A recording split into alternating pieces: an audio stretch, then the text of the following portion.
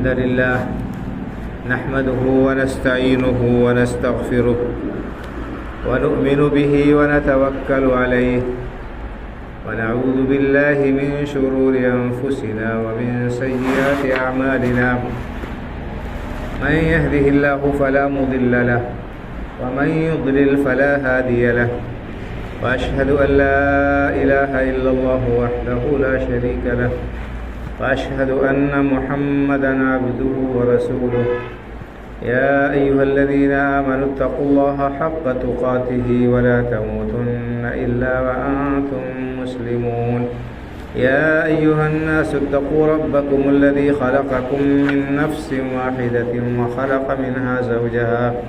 وخلق منها زوجها وبث منهما رجالا كثيرا ونساء واتقوا الله الذي تساءلون به والأرحام إن الله كان عليكم رقيبا يا أيها الذين آمنوا اتقوا الله وقولوا قولا سديدا يصلح لكم أعمالكم ويغفر لكم ذنوبكم ومن يطع الله ورسوله فقد فاز فوزا عظيما أما بعد فإن خير الحديث كتاب الله وخير الهدي هدي محمد صلى الله عليه وسلم وشر الأمور محدثاتها وكل محدثة بدعة وكل بدعة ضلالة وكل ضلالة في النار.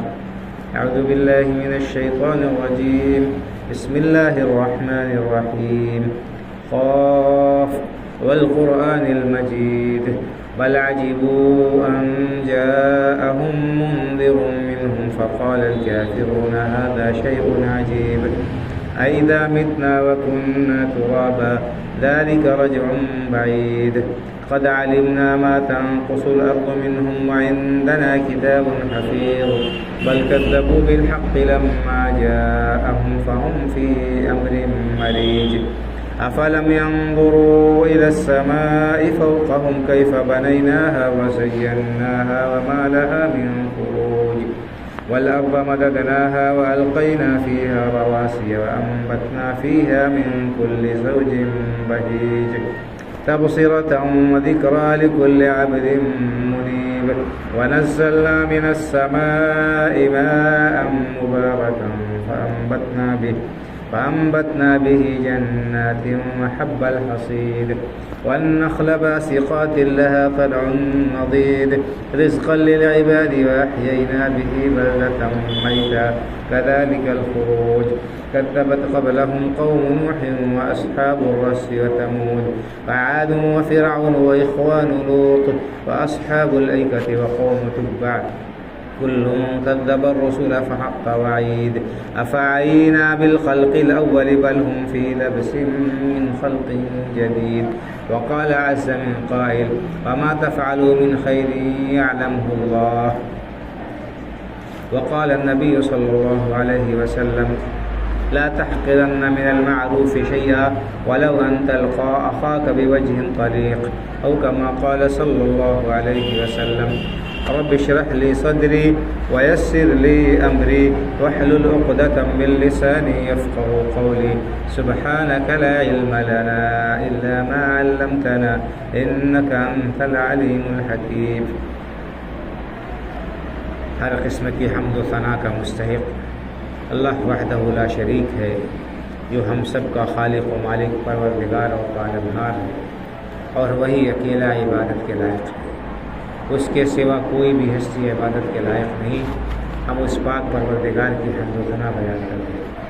بے شمار صلاۃ و سلام نازل ہو سید الاولین والآخرین امام الانبیاء والمرسلین شفیع المذنبین جناب محمد رسول اللہ صلی اللہ علیہ وسلم پر، آپ کے آل اولاد اور متبعین پر. دینی و ملی بھائیوں اور بزرگوں،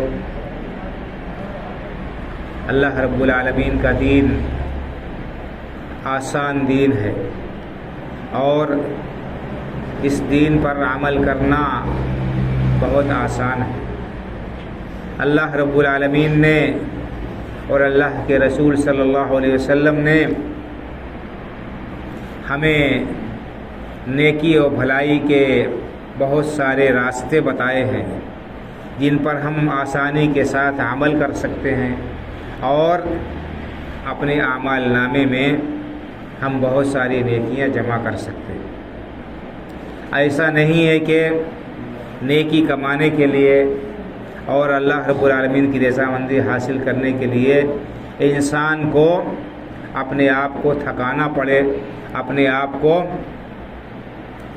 ہلاک کرنا پڑے، یا بہت لمبی چوڑی اس کی آمدنی ہو، بہت زیادہ خرچ کرے تبھی اللہ رب العالمین کی رضامندی کو حاصل کر سکتا ہے۔ ایسی بات نہیں ہے، بلکہ اللہ رب العالمین نے اپنے فضل و کرم سے، اپنی مہربانی سے چھوٹے چھوٹے کاموں پر بڑے بڑے اجر و ثواب رکھے ہیں۔ آج میں آپ کے سامنے اللہ کے رسول صلی اللہ علیہ وسلم کی چند احادیث پیش کروں گا جن میں آپ نے نیکی و بھلائی کے مختلف کاموں کو بتایا ہے کہ ان کو انجام دے کر انسان بھلائیاں جمع کر سکتا ہے اور اللہ رب العالمین کی رضامندی حاصل کر سکتا ہے۔ ان میں سے ایک کام کیا ہے؟ لوگوں کے ساتھ ہنستے مسکراتے چہرے سے ملنا۔ جب آپ اپنے کسی بھائی سے ملیں، کسی شناسہ و متعارف سے ملاقات کریں تو مسکراتے ہوئے ملیں، ایسا احساس ہو، ایسا معلوم ہو کہ آپ اپنے اس بھائی سے مل کر خوش ہیں، آپ اس کی ملاقات کو ایسے آپ خوش ہیں، اور ایسا نہ ہو کہ آپ کا چہرہ اترا ہوا ہو، آپ کے جو ہے ماتھے پر بل پڑا ہوا ہو، اور آپ جو ہے نگاہیں آپ کی بڑی لال لال ہوں، سامنے والا یہ سمجھے کہ یہ ہمیں دیکھ کر ناراض ہو رہے ہیں، یا ہماری ملاقات سے ان کو جو ہے بھاری محسوس ہو رہا ہے اور انہیں گرانی محسوس ہو رہی ہے۔ ایسا نہیں ہونا چاہیے۔ اللہ کے رسول صلی اللہ علیہ وسلم نے ہنستے مسکراتے چہرے کے ساتھ لوگوں سے ملاقات کو بھی بھلائی قرار دیا ہے۔ آپ کا ارشاد ہے کہ لا تحقرن من المعروف شیئا ولو ان تلقى اخاك بوجه طلیق، اپنے بھلائی کے کسی کام کو بھی معمولی اور حقیر نہ سمجھو، بھلائی کے کسی بھی کام کو معمولی اور حقیر نہ سمجھو، اگرچہ اپنے بھائی سے ہنستے مسکراتے چہرے سے ملو، اس سے ملو تو خوشی تمہارے چہرے پر ظاہر ہو، ایسا محسوس ہو کہ ہاں بھائی سے ملاقات ہو کر تمہیں خوشی ہو رہی، یہ بھی نیکی ہے۔ اللہ کے رسول صلی اللہ علیہ وسلم نے اس کو بھی نیکی قرار دیا اور کہا کہ یہ معمولی نیکی نہیں ہے، یہ معمولی نیکی نہیں ہے، اس کو حقیر نہ سمجھو، یہ بہت بڑی نیکی ہے، بہت بڑی نیکی ہے اس کو یہ تو ہر انسان کر سکتا ہے کہ کسی سے ملاقات کرے تو مسکراتے ہوئے چہرے سے ملاقات کرے۔ اور اسلام نے ہمیں جو حکم دیا ہے ملاقات کے وقت، وہ سلام کرنے کا حکم دیا ہے۔ اس سلام کرنے سے کیا ہوتا ہے؟ آپس میں محبت بڑھتی ہے، آپس میں جو ہے تعلقات استوار ہوتے ہیں۔ جب ہم سلام کریں گے تو السلام علیکم جب ہم کہتے ہیں تو گویا کہ ہم اپنے بھائی کے لیے جو ہے اللہ رب العالمین سے خیر طلب کر رہے ہیں۔ السلام علیکم ہم کہتے تو ہیں، لیکن اس کے کیا معنی ہیں؟ بہت سے لوگوں کو اس کے معنی ہی نہیں معلوم ہے۔ تو سلام یہ دعا ہے، آپ کے اوپر سلامتی ہو۔ ایک انسان اپنے بھائی کے لیے سلامتی طلب کرے، اس کے لیے دعا کرے اللہ رب العالمین سے کہ اللہ تعالیٰ آپ کو سلامت رکھے، یہ کتنی اچھی بات ہے، کتنی خوشی کی بات ہے، اس سے انسان کو کتنی فرحت محسوس ہوتی ہے۔ اور اسی طرح سے سلام اللہ تعالیٰ کے ناموں میں سے ایک نام بھی ہے۔ اس کا مطلب کیا ہوا کہ اللہ تعالیٰ جو سلامتی بھیجنے والا ہے وہ آپ کے اوپر سلامتی نازل کرے، اللہ رب العالمین آپ کو سلامت رکھے۔ تو اللہ رب العالمین سے ہم کسی کے لیے سلامتی اور خیر و بھلائی طلب کریں گے تو یقینی بات ہے کہ اسے اس سے تسلی حاصل ہوگی اور اس کو اس سے خوشی محسوس ہوگی اور اس کا ثواب بھی ملے گا۔ حدیث میں یہ آیا ہے کہ انسان جب سلام کرتا ہے اپنے بھائی کو، السلام علیکم کہتا ہے تو اس کو 10 نیکی ملتی ہے، ورحمۃ اللہ کہتا ہے تو 10 نیکی اور مل جاتی ہے، وبرکاتہ کہتا ہے تو 10 نیکی اور مل جاتی ہے۔ تو اتنا ہی ثابت ہے حدیث سے، ہم سلام کریں تو کامل سلام کیا ہے؟ السلام علیکم ورحمۃ اللہ وبرکاتہ، یہ پورا سلام ہے۔ اس سے آگے بڑھانا یہ ثابت نہیں ہے۔ بہت سے لوگ کیا کرتے ہیں ورحمتہ ومغفرتہ ورضوانہ اور کیا کیا جوڑتے ہیں، یہ سب حدیث میں نہیں آیا ہے۔ تو جتنا حدیث میں آیا ہے اتنا ہی ہمیں سلام کرنا چاہیے۔ کم از کم کیا ہے، ہم کہیں السلام علیکم، اور اگر پورا سلام کرنا ہے تو کہیں السلام علیکم ورحمۃ اللہ وبرکاتہ۔ یہ کامل و مکمل سلام ہے، اس میں کوئی نقص نہیں ہے۔ اللہ کے رسول صلی اللہ علیہ وسلم نے ہمیں اتنا بتایا ہے، ہمیں اتنے پر عمل کرنا چاہیے، مزید اور کچھ جوڑنے کی ضرورت نہیں ہے۔ تو ایک عمل اللہ کے رسول نے بتایا بہت عظیم ہے، وہ کیا ہے؟ وہ سلام کرنا ہے۔ دوسرا عمل کیا ہے؟ ہدیہ اور تحفہ دینا ہے۔ پڑوسیوں کو، رشتہ داروں کو، متعلقین کو اپنی حیثیت کے مطابق ہدیہ اور تحفہ پیش کرے، مناسبت ہے تو، اگر حیثیت ہے تو اسی کے مطابق۔ کوئی ضروری نہیں ہے کہ بہت بڑی چیز ہم ہدیے میں دیں، بہت زبردست چیز دیں وہی ہدیہ اور تحفہ ہوتا ہے، ایسا نہیں ہے۔ چھوٹی سے چھوٹی چیز بھی آپ دے سکتے ہیں، اور ہر انسان کی اپنی حیثیت کے مطابق یہ چیز ہوتی ہے۔ اور اگر ہمیں ہمارا کوئی رشتہ دار، کوئی پڑوسی، کوئی شناسہ کوئی معمولی سی چیز بھی دے رہا ہے ہدیے میں، تو ہمیں اسے حقیر نہیں سمجھنا چاہیے، اس کی توہین نہیں کرنا چاہیے، اس کو پھینکنا نہیں چاہیے، اور اس کو جو ہے اس پر ناخوشی کا اظہار نہیں کرنا چاہیے۔ دیکھیے اللہ کے رسول صاحب نے صحابیات کو، عورتوں کو کیا کہا؟ یا نساء المسلمات لا تحقرن جارۃ لجارتها ولو فرس نشاۃ۔ اے مسلمان عورتوں، چونکہ عورتیں کا معاملہ یہ ہوتا ہے، پڑوسن کو پڑوسن سے ضرورت پڑتی ہے، اور پڑوسیوں کے ایک دوسرے کے اوپر حقوق ہے۔ کہا کہ اے عورتوں، اے مسلمان عورتوں، کوئی پڑوسن اپنے پڑوسن کے لیے بکری کی کھر کو بھی معمولی نہ سمجھے۔ بکری کی کھر کتنی بڑی ہوتی ہے، بکری کی کھر اگر کوئی دے تو اس کو حقیر نہ سمجھو، یہ بھی بہت بڑا تحفہ ہے۔ کیوں؟ اس لیے کہ اس سے کیا ہوتا ہے، ہم چھوٹی سی بھی چیز اگر دیں گے تو اس سے دل میں محبت بڑھے گی، الفت بڑھے گی، تعلق مضبوط ہوگا۔ تو تحفہ بہت بڑا ہو تبھی ہم خوش ہوں، ایسا نہیں ہے۔ آپ نے فرمایا، دیکھیے کتنی معمولی مثال دی آپ نے، بکری کی کھر، یہ نہیں کہا کہ پوری ٹانگ، کہا ولو فرس نشاۃ۔ اگر کوئی پڑوسی کسی پڑوسن کو کیا ہے بکری کی کھر دے تو یہ بھی کم نہیں ہے، یہ بھی کم نہیں ہے۔ اس کو کوئی جس کو دیا جا رہا ہے وہ معمولی نہ سمجھے، اگر کسی کے پاس میں اتنی ہی حیثیت ہے تو اتنی ہی وہ دے گا۔ تو یہ دیکھیں، یہ بھی نیکی ہے کہ ہم اپنے پڑوسیوں کا خیال رکھیں اور ان کو گاہے بگاہے ہدیہ و تحفہ دیتے رہیں، اگرچہ جو ہے وہ چیز معمولی ہی کیوں نہ ہو۔ یہ اس کی قیمت کیا ہے نہیں دیکھی جاتی کہ وہ کتنی بڑی چیز ہے، یہ دیکھا جاتا ہے اصل کہ ہمارا اس سے تعلق کیسا ہے، ان کے دل میں ہمارے لیے جگہ ہے، تب تو ہمیں انہوں نے وہ چیز بھیجی ہے۔ تو ایسا ہونا چاہیے کہ پڑوسیوں کے تعلقات اچھے ہونے چاہیے، اور اگر موقع ملتا ہے کوئی تو ہدیہ تحفے کا تبادلہ بھی ہونا چاہیے۔ جیسے عید کا موقع ہے، آپ نے سوئیاں بھیج دی، انہوں نے کچھ میٹھا بھیج دیا، کوئی اور پکوان پکوایا بھیج دیا، کسی کے پاس میں کوئی جو ہے موسمی پھل ہے، پیڑ ہے، دے دیا، آم کا موسم ہے، 2-4 آم بھجوا دیا، یعنی جتنا ہوا ہے پھل اس حساب سے، اور امرود ہے یا اور کوئی چھوٹی چیز ہے، کسی کے پاس میں لیمو ہے، 2 لیمو بھی بھیج دیا، درخت ہے۔ تو یہ چھوٹی چھوٹی چیزیں ہیں، ان سے کیا ہوتا ہے، تعلقات استوار ہوتے ہیں، ان سے تعلقات مضبوط ہوتے ہیں، اور یہ اصل میں یعنی ایک بہانہ ہے آپسی تعلقات کو مضبوط کرنے کا۔ تو یہ بھی اللہ کے رسول فرمائے کہ لا تحقرن جارۃ لجارتها، کوئی معمولی سا تحفہ بھی ہو تو اس کو حقیر نہ سمجھو۔ یہ بہت یعنی دل سے جب لگاؤ ہوتا ہے دلی کسی سے، تبھی وہ کسی کو کچھ دیتا ہے اور دینے کے لیے آمادہ اور تیار ہوتا ہے۔ تو یہ بھی اللہ کے رسول صلی اللہ علیہ وسلم نے یہ بات بتائی۔ اسی طرح سے اللہ کے رسول صلی اللہ علیہ وسلم نے ایک نیکی کو بتایا جس سے ہم معمولی سمجھتے ہیں، ارے اتنے سے کیا ہوتا ہے، لیکن اللہ کے ہاں اس نیکی کا بڑا درجہ ہے اور اس عمل کا بڑا ثواب ہوگا۔ انسان جب محتاج ہوگا تو اس سے کیا ہے، اس وقت اس کی ضرورت ہوگی۔ اللہ کے رسول صاحب نے فرمایا کیا کہ قیامت کا دن جب ہوگا تو اللہ رب العالمین ہر بندے سے خود کلام کریں گے۔ قیامت کے دن اللہ تعالیٰ ہر بندے سے خود کلام کرے گا، اس سے گفتگو کرے گا، اس سے سوال کرے گا، کوئی بیچ میں ترجمان اور واسطہ نہیں ہوگا۔ ما منکم من احد الا سیکلمہ ربہ لیس بینہ وبینہ ترجمان، ہر بندے سے اللہ رب العالمین ڈائریکٹ بات کرے گا، اس سے سوال جواب کرے گا، کوئی بیچ میں واسطہ، ترجمان، ٹرانسلیٹر نہیں ہوگا۔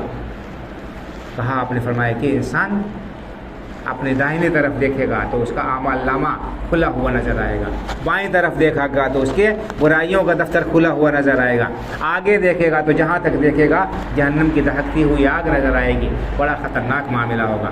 آج ہمیں کھانے میں بلا لیا جاتا ہے، حالت خراب ہو جاتی ہے، پتہ نہیں کیا بات ہے، کیوں پوچھا جا رہا ہے، اور کسی بڑی اور آفس سے اگر طلبی ہو جائے تو انسان تھر تھرا اٹھتا ہے، خوف زدہ ہو جاتا ہے، پتہ نہیں کیا ہو جائے گا، کیا ہو جائے گا۔ تو دنیا کے حاکموں کے سامنے کھڑے ہونے سے انسان ڈرتا ہے، بچتا ہے، گھبراتا ہے، اور ذریعہ اور جو ہے وسیلہ ڈھونڈتا ہے کہ وہاں اگر ہماری طلبی ہوئی ہے تو ہمیں رسوائی کا سامنا نہ کرنا پڑے، ہم پر خوف زدہ جو ہے ہم پر کوئی مصیبت نہ آئے، آفت نہ آئے، تو انسان ذریعہ اور واسطہ ڈھونڈتا ہے تاکہ وہاں سے جو ہے صحیح سالم نکل آئے۔ اللہ رب العالمین کے ہاں کوئی وسیلہ اور واسطہ نہیں چلے گا۔ اللہ رب العالمین جب حساب لے گا اس وقت اللہ رب العالمین کی اجازت کے بغیر کوئی کسی کے لیے زبان نہیں کھول سکتا ہے۔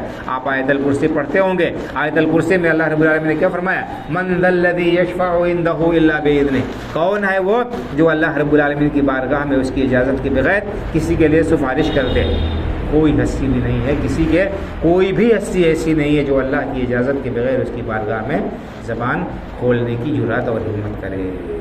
انبیاء کرام علیہ الصلوۃ والتسلیم بھی اس دن جو ہے نفسی نفسی کہیں گے، میرا نفس میری جان، اللہم سلم اللہم سلم۔ تو یہ غلط فہمی نہ رہے کہ کوئی ہمارا جو ہے بیڑا پار کر دے گا، ہم کسی کا دامن پکڑ کر جو ہے نکل جائیں گے۔ یہ بہت بڑی بھول ہے جو ہمارے ذہنوں میں بیٹھی ہوئی ہے۔ اللہ رب العالمین کی اجازت کے بغیر کوئی کسی کے لیے زبان نہیں کھولیں گے۔ اللہ نے فرمایا ولا یشفعون الا لمن ارتضى، کوئی اللہ کا مقرب بندہ اللہ کی اجازت کے بغیر کسی کے لیے سفارش نہیں کر سکتے۔ دنیا کا معاملہ نہیں ہے کہ یہاں زور زبردستی ہو اور جو ہے کوئی دھوس دھاندلی ہو، کسی کی چودھراہٹ چل جائے گی۔ اس دن اللہ رب العالمین کی اجازت کے بغیر کوئی بھی زبان نہیں کھول سکتا ہے۔ تو فرمایا کہ اللہ رب العالمین ہر بندے سے ڈائریکٹ بات کرے گا، کوئی اس کے اور اللہ کے بیچ میں واسطہ اور ترجمان نہیں ہوگا۔ انسان جدھر دیکھے گا، دائیں دیکھے گا اس کا اعمال نامہ پھیلا ہوگا، بائیں دیکھے گا اس کا اعمال نامہ پھیلا ہوگا، آگے دیکھے گا جہنم کی آگ کا حد نظر جو ہے دکھائی دے گی۔ اللہ کے رسول نے کیا فرمایا؟ فاتقوا النار ولو بشق تمرہ، لہٰذا لوگوں جہنم کی آگ سے بچنے کی فکر کرو، جہنم کی آگ سے بچاؤ کے لیے تدبیر کرو۔ کیسے؟ ولو بشق تمرہ، اگرچہ کھجور کا ایک ٹکڑا ہی دے کر جو ہے تمہارے بس میں ہو تو جہنم کی آگ سے بچنے کی کوشش کرو۔ سبحان اللہ۔ دیکھیے اللہ کے رسول کیا فرما رہے ہیں، ایک کھجور نہیں کہ ایک کھجور دے دو، کہا کھجور پوری نہیں دے سکتے ہو تو کھجور کا ایک ٹکڑا، اس کا 4 ٹکڑا کر کے ایک ٹکڑا ہی اللہ کے راستے میں دے دو کسی غریب کو، اللہ کو خوش کرنے کے لیے، تو یہ بھی قیامت کے دن اس کا وزن بہت زیادہ ہوگا، اس کی ضرورت انسان کو بہت زیادہ ہوگی۔ آج ہمارے پاس میں وقت ہے اور نیکی کمانے کا کی فرصت ہے، لیکن ہم اس وقت کو ضائع کر رہے ہیں۔ جس دن آنکھ بند ہو جائے گی، قبر کی تنہائی ہوگی، کوٹھری ہوگی قبر کی، اس وقت انسان پچھتائے گا، افسوس کرے گا، کاش کہ مجھے مہلت مل جاتی کہ میں کچھ نیکیاں کر لیتا، کاش کہ دنیا میں لوٹا دیا جاتا تاکہ میں کچھ سجدے کر لیتا، کچھ توبہ و استغفار کر لیتا، کچھ صدقہ و خیرات کر لیتا، کچھ قرآن کی تلاوت کر لیتا، تسبیح و تحلیل کر لیتا۔ تو اس وقت افسوس کرنے سے کچھ ہاتھ آنے والا نہیں ہے۔ اللہ رب العالمین نے قرآن کریم میں صاف صاف فرما دیا، یا ایھا الذین آمنوا لا تلھکم اموالکم ولا اولادکم عن ذکر اللہ ومن یفعل ذلک فاولئک هم الخاسرون وانفقوا مما رزقناکم من قبل ان یأتی احدکم الموت فیقول رب لولا اخرتنی الی اجل قریب فاصدق واکن من الصالحین ولن یؤخر اللہ نفسا اذا جاء اجلها واللہ خبیر بما تعملون۔ اے ایمان والو، تمہارے مال اور تمہاری اولاد تمہیں اللہ کی یاد سے غافل نہ کر دے، دنیا کمانے میں مست ہو کر اللہ رب العالمین کو بھول نہ جانا، اللہ رب العالمین کے فرائض کو ضائع نہ کر دینا۔ اذان ہو رہی ہے، نماز ہو رہی ہے، لیکن دنیا کمانے میں لگے ہوئے ہیں، دنیا سے جو ہے مہلت اور فرصت نہیں مل رہی ہے، دنیا کی محبت ایسے دل میں بیٹھی ہوئی ہے کہ اس کو چھوڑ کر اللہ کی بارگاہ میں آنا گوارا نہیں ہے۔ تمہارے مال اور تمہاری اولاد، انسان اولاد کی محبت میں کیا کرتا ہے؟ اندھا ہو جاتا ہے۔ انسان اولاد ہی کے مستقبل کو روشن بنانے کے لیے ساری بھاگ دوڑ اور محنت اور کوشش کرتا ہے، حرام حلال جائز ناجائز جو ہے سب کام کرتا ہے اولاد کے لیے، سودی کاروبار کرتا ہے، سودی لین دین کرتا ہے، رشوت لیتا ہے، دھوکے بازی کرتا ہے، اور کیا کیا کام کرتا ہے۔ انسان اولاد کو خوش کرنے کے لیے، اولاد کے مستقبل کو روشن کرنے کے لیے، لیکن یہ اولاد اگر اس کی ہم نے حرام مال سے پرورش کی، یہی اولاد ہمارے لیے قیامت میں تباہی کا ذریعہ ہوگی، یہی اولاد ہمارے خلاف کھڑی ہوگی۔ تو ہم مال اور اولاد کی محبت میں اندھے ہو کر اللہ رب العالمین کو فراموش نہ کریں، اللہ رب العالمین کو جو ہے کہ وہ احکام اور حدود کو ہم ضائع نہ کریں۔ لا تلهكم اموالكم ولا اولادكم عن ذکر اللہ ومن يفعل ذلك فاولئك هم الخاسرون۔ اگر کوئی ایسا کرتا ہے، مال کی محبت میں مبتلا ہو کر، اولاد کی محبت میں پھنس کر، گرفتار ہو کر آخرت کو فراموش کر بیٹھتا ہے، اللہ رب العالمین کو بھلا دیتا ہے، نماز روزے کی پرواہ نہیں کرتا ہے، قرآن کی تلاوت نہیں کرتا ہے، دوسرے نیکی کے کام نہیں کرتا ہے، اللہ نے کیا فرمایا؟ وَمَن يَفْعَلْ ذَلِكَ فَأُولَٰئِكَ هُمُ الْخَاسِرُونَ۔ ایسے لوگ ہی حقیقت میں گھاٹا اٹھانے والے۔ اللہ رب العالمین کہہ رہا ہے کہ جو مال اور اولاد کی محبت میں مبتلا ہو کر اللہ کو بھلا دے، وہ گھاٹا اٹھانے والے۔ انسان سمجھتا ہے کہ ہم تو بڑے ترقی کر رہے ہیں، بڑے جو ہے کاروبار بڑھ گیا ہے، فیکٹری ہو گئی، ایک سے دو ہو گئی، ہاں اور کیا ہے، اتنی پراپرٹی بنا لیا، اتنی زمین و جائیداد بنا لیا، اتنی بڑی بلڈنگ بنا لیا، اتنا بینک بیلنس کر لیا، یہ ہو گیا وہ ہو گیا، بڑا کامیاب ہے۔ اللہ نے فرمایا کہ ایسا شخص کامیاب نہیں ہے جو اللہ کو بلا کر دنیا کمائے۔ اللہ کہہ رہا ہے کہ یہ کامیاب نہیں ہے، ایسا شخص گھاٹے میں۔ وَمَن يَفْعَلْ ذَلِكَ فَأُولَٰئِكَ هُمُ الْخَاسِرُونَ۔ یہ اللہ کا فیصلہ ہے کہ ایسا شخص گھاٹے میں ہے جو آخرت کو ضائع کر دیتا ہے۔ وَأَنفِقُوا مِمَّا رَزَقْنَاكُم مِّن قَبْلِ أَن يَأْتِيَ أَحَدَكُمُ الْمَوْتُ۔ اور موت آنے سے پہلے اللہ نے جو کچھ بھی دے رکھا ہے اس میں سے اللہ کے راستے میں خرچ کرو۔ اللہ نے جو کچھ دے رکھا ہے اس میں سے اللہ کے راستے میں خرچ کرو موت آنے سے پہلے۔ وَيَقُولَ رَبِّ لَوْلَا أَخَّرْتَنِي إِلَىٰ أَجَلٍ قَرِيبٍ، کہ جب موت کا فرشتہ سرہانے آ کر کھڑا ہو جائے گا روح قبض کرنے کے لیے، اس وقت انسان آرزو کرے گا، تمنا کرے گا، حسرت کرے گا، افسوس کرے گا کہ کاش کہ مجھے مہلت مل جاتی، اے اللہ کچھ اور مہلت دے دے تاکہ میں کچھ نیکی کے کام کر لوں، کچھ صدقہ و خیرات کر لوں، نیک و کاروں میں سے ہو جاؤں۔ اللہ نے فرمایا وَلَن يُؤَخِّرَ اللَّهُ نَفْسًا إِذَا جَاءَ أَجَلُهَا، جب کسی بھی نفس کا وقت مقررہ آ جائے گا تو اللہ تعالیٰ کو اللہ تعالیٰ ایک لمحے کی بھی مہلت نہیں دے گا۔ تو آج ہمیں مہلت ہے، آج ہمارے پاس میں وقت ہے، تو ہمیں جو ہے اس کا احساس نہیں ہے، ہم اپنے وقت کو ضائع کرتے ہیں کھیل تماشے میں، لہو و لعب میں، اور لایانی کاموں میں، حرام کاموں میں، اللہ کی نافرمانی کے کاموں میں۔ یقیناً ہمارا جو وقت بھی اللہ کی نافرمانی میں گزرے گا، اللہ کو کے حکام کو ضائع کرنے میں یا غفلت میں گزرے گا، اس پر ہم قیامت کے دن پچھتائیں گے، افسوس کریں گے۔ اس لیے ہمیں چاہیے کہ ہم اس وقت کی قدر کر لیں اور اس وقت کو نیکی کے کام میں لگا دیں۔ کون سی نیکی؟ وہ بھی بہت آسان ہے۔ اللہ کے رسول صلی اللہ علیہ وسلم فرماتے ہیں ایک صحیح حدیث میں، آپ نے فرمایا کہ انسان کے جسم میں 360 جوڑ ہیں۔ انسان کے جسم میں کتنے جوڑ ہیں؟ 360 جوڑ ہیں۔ یہ اللہ کے رسول صلی اللہ علیہ وسلم نے فرمایا آج سے 1400 سال پہلے، جب کوئی سائنس نہیں تھی، جب میڈیکل سائنس نہیں تھی، جب ایکس رے اور سی ٹی اسکین اور کوئی دوسری مشین نہیں تھی، اللہ کے رسول صلی اللہ علیہ وسلم نے بتایا کہ انسان کے جسم میں 360 جوڑ ہیں۔ کیسے آپ کو پتہ چلا؟ اللہ رب العالمین نے آپ کو بتایا۔ اس سے پتہ چلتا ہے کہ اللہ کے رسول سچے رسول ہیں۔ اللہ رب العالمین کا پیغام آپ کے پاس آتا تھا، اللہ رب العالمین کی طرف سے فرشتہ نازل ہوتا تھا، آپ کو باتیں بتائی جاتی تھی۔ آپ نے فرمایا کہ انسان کے جسم میں 360 جوڑ ہے، اور آپ نے یہ بھی فرمایا کہ ہر جوڑ کی طرف سے ہر روز ایک صدقہ واجب، ہر جوڑ کی طرف سے ہر روز ایک صدقہ واجب ہے۔ کتنی بڑی نعمت ہے ہر جوڑ انسان کا، کہ اگر ایک جوڑ بھی بیکار ہو جائے اور کام کرنا بند کر دے تو انسان کے لیے کتنی مشکل ہو جاتی۔ یہ ہماری انگلیاں ہیں، یہ ان کے اندر اتنے جوڑ ہیں، ہم مٹھی باندھتے ہیں، ان انگلیوں کے ذریعے سے کتنا کام کرتے ہیں۔ اگر یہ ہماری انگلیوں کے جوڑ اور پور کام کرنا بند کر دیں، انسان کا ہاتھ سیدھا ہو جائے تو کیا ہو جائے گا؟ کچھ نہیں کر سکتا ہے، اپاہج ہو جائے گا۔ کسی شخص کا ایکسیڈنٹ ہو جاتا ہے، اس کو کیا ہو جاتا ہے؟ اس کو پلاسٹر لگا دیا جاتا ہے، انسان کا چلنا پھرنا مشکل ہو جاتا ہے، کھانا پینا کمانا اور ساری انسانی ضروریات کی تکمیل مشکل ہو جاتی ہے۔ کسی کے پیر میں تکلیف ہو جاتی ہے، کسی کے گھٹنے میں تکلیف ہو جاتی ہے، کسی کے کمر میں تکلیف ہو جاتی ہے۔ انسان کیا کرتا ہے؟ اگر انسان کی ریڑھ کی ہڈی سیدھی کر دے اللہ تعالیٰ، اس کے اندر جو جوڑ ہیں وہ جوڑ کام کرنا بند کر دے تو انسان کیا کرے گا؟ نہ جھک سکتا ہے، نہ لیٹ سکتا ہے، نہ اور کوئی کام کر سکتا ہے۔ تو اللہ رب العالمین کا کتنا بڑا احسان ہے۔ ہر جوڑ کی طرف سے آپ نے فرمایا کہ کم از کم ایک صدقہ ہر روز ہونا چاہیے۔ کہاں سے اتنا صدقہ کریں گے؟ کسی کے پاس میں اگر پیسہ نہیں ہے تو آپ نے اس کا بھی طریقہ بتا دیا۔ فرمایا کہ کل تسبیحۃ صدقہ وکل تکبیرۃ صدقہ وکل تحلیلۃ صدقہ، کہ سبحان اللہ کہنے سے ایک صدقے کا ثواب مل جائے گا، الحمدللہ کہنے سے ایک صدقے کا ثواب مل جائے گا، اللہ اکبر کہنے سے صدقے کا ثواب ملے گا، لا الہ الا اللہ کہنے سے صدقے کا ثواب ملے گا۔ بھلائی کا حکم دو، کسی کو نماز پڑھنے آ رہے ہو، بھائی چلو اذان ہوگی نماز پڑھ لو، بھلائی کا حکم دے رہے ہیں، یہ بھی صدقہ ہے۔ کسی کو اچھی بات بتا دیا، یہ بھی صدقہ ہے۔ اور نہی عن المنکر صدقہ، کسی کو برائی سے روکا، یہ بھی صدقہ ہے۔ کوئی گالی دے رہا ہے، بھائی گالی نہیں دینا چاہیے، گالی دینا حرام ہے، اللہ رب العالمین سے ناراض ہوتا ہے۔ کوئی جھوٹ بول رہا ہے، اس کو سمجھائیے جھوٹ بولنا جو ہے یہ غلط ہے۔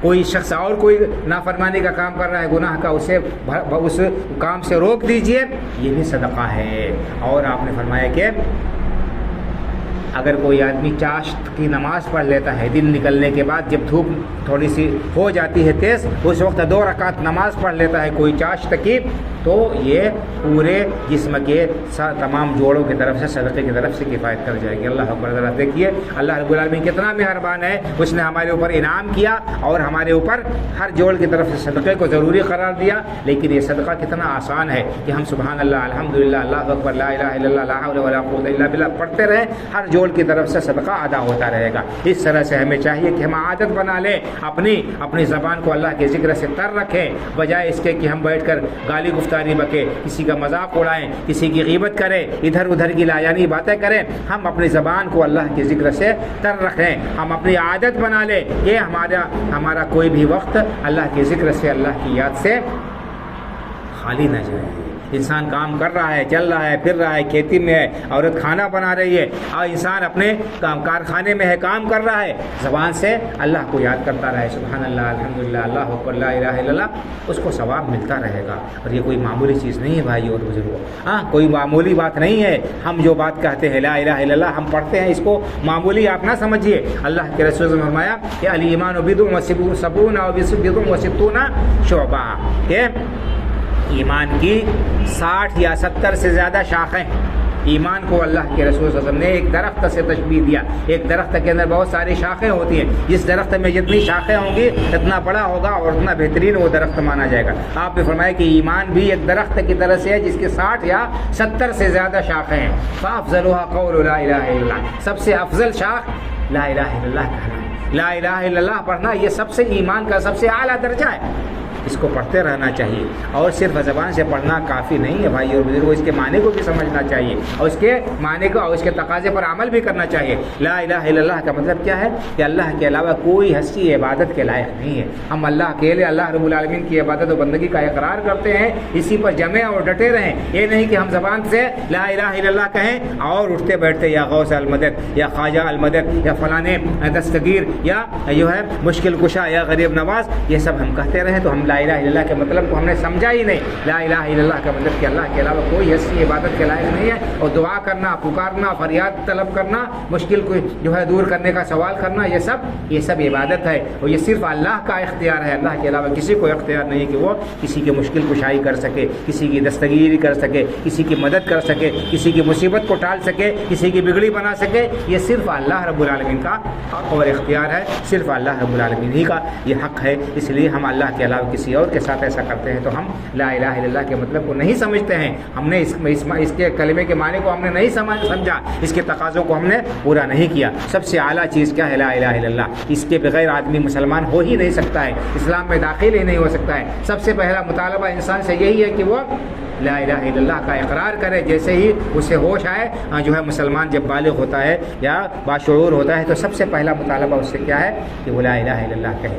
اور اس لا الہ الا اللہ کو آخری کلمہ بھی بتایا گیا ہے کہ وہ شخص دنیا سے جاتے ہوئے لا الہ الا اللہ پر اس کی روح نکلتی ہے، اس کا خاتمہ ہوتا ہے یہ عقیدہ رکھتے ہوئے کہ اللہ کے علاوہ کوئی معبود حقیقی نہیں، وہی اکیلا عبادت کے لائق ہے، وہ شخص جنت میں جائے گا۔ تو یہ سب سے اعلیٰ درجہ لا الہ الا اللہ ہے، اس کو کہتے رہنا چاہیے۔ اور کیا فرمایا؟ وَأَدْنَاهَا إِمَاطَةُ الْأَذَى عَنِ الطَّرِيقِ، اور ایمان کا سب سے ہلکا درجہ کیا ہے؟ کہ انسان راستے سے تکلیف دہ چیز کو دور کر دے۔ راستے میں کوڑا کرکٹ پڑا ہوا ہے، اینٹ پتھر پڑی ہوئی ہے، کوئی تکلیف دہ چیز ہے، اس کو راستے سے دور کر دے، یہ بھی ایمان کا ایک درجہ ہے، ایمان کا ایک درجہ ہے۔ سب سے کمتر درجہ اللہ کے رسول نے فرمایا کہ تکلیف دہ چیز کو راستے سے دور کر دینا ہے۔ آج ہمارا ایمان کیسا ہے ذرا ہم دیکھیں، غور کریں۔ دعوت تو ہم بہت کرتے ہیں، کیا ہم اس بات کو سمجھتے ہیں؟ آج افسوس کے ساتھ کہنا پڑتا ہے، عام طور پر یہ دیکھا جاتا ہے کہ انسان راستے کو صاف ستھرا نہیں رکھتا ہے، اپنے گھر کی گندگی راستے میں پھیلا دیتا ہے، گندا پانی ہے اور کوڑا کرکٹ ہے راستے میں ڈال دیتا ہے اور لوگوں کو تکلیف ہوتی ہے، پڑوسیوں کو تکلیف ہوتی ہے۔ اللہ کے رسول صلی اللہ علیہ وسلم نے ایسا کرنے والے پر اوپر لعنت بھیجی ہے۔ آپ نے فرمایا کہ جو ہے لوگوں کے راستے میں گندگی کرنا اور لوگوں کو راستے میں تکلیف دہ چیزوں کو ڈالنا ہے، کیا ہے؟ یہ لعنت کا کام ہے، اس لیے ہمیں اس سے بچنا لازمی اور ضروری ہے۔ کہنے کا مطلب یہ تھا کہ نیکی اور بھلائی کے بہت سارے راستے ہیں، ان راستوں کو ہمیں اپنانا چاہیے، اختیار کرنا چاہیے اور اپنی زبان کو اللہ کے ذکر سے، تسبیح و تحلیل سے، سبحان اللہ، الحمدللہ، اللہ اکبر اور اسی طرح سے دوسرے کلمات کے ذریعے سے رکھنا چاہیے۔ یہ اس میں ہمارا کچھ نہیں جاتا ہے اور ہماری بہت ساری چیزوں کی حفاظت ہوگی اور ان کا درجہ، ان کا ثواب کتنا ہوگا ہم قیامت کے دن اس کو محسوس کریں گے۔ اللہ کے رسول نے کیا فرمایا؟ سبحان الحمدللہ تملأ المیزان، الحمدللہ انسان کہتا ہے کتنا ثواب ملتا ہے کہ قیامت کے دن جب بندوں کے اعمال نامے تولے جائیں گے تو جس ترازو میں تولے جائیں گے وہ پلڑا بھر جائے گا الحمدللہ کہنے سے، اور سبحان اللہ الحمدللہ کہنے سے آسمان و زمین کے بیچ کا جتنا فاصلہ ہے یہ کیا ہے؟ اتنا نیکیوں سے بھر جاتا ہے۔ تو ہم اس کو سبحان اللہ الحمدللہ کو معمولی نہ سمجھے، اور بھی بہت سارے فضائل ہیں بھائی اور بزرگوں، ان کلمات کے کہنے کے وقت نہیں ہے کہ ان سب پر روشنی ڈالی جائے۔ کہنے کا مطلب یہ ہے کہ نیکی کے راستے بہت سارے اللہ کے رسول نے بتا دیے جو بہت ہی آسان ہے، ان پر عمل کر کے اور تھوڑی سی ہوشیاری دکھا کر ہم اپنے اعمال نامے میں بہت ساری نیکیاں جمع کر سکتے ہیں۔ اللہ تعالی ہمیں نیک سمجھ عطا فرمائے اور اللہ رب العالمین ہمیں ان باتوں کو سمجھنے، ان پر عمل کرنے کی توفیق عطا فرمائے، اسلام پر زندہ رکھے، ایمان پر ہمارا خاتمہ ہو، آمین۔ اقول قولی ھذا واستغفر اللہ لی ولکم ولسائر المسلمین فاستغفروہ من کل ذنب انہ هو الغفور الرحیم۔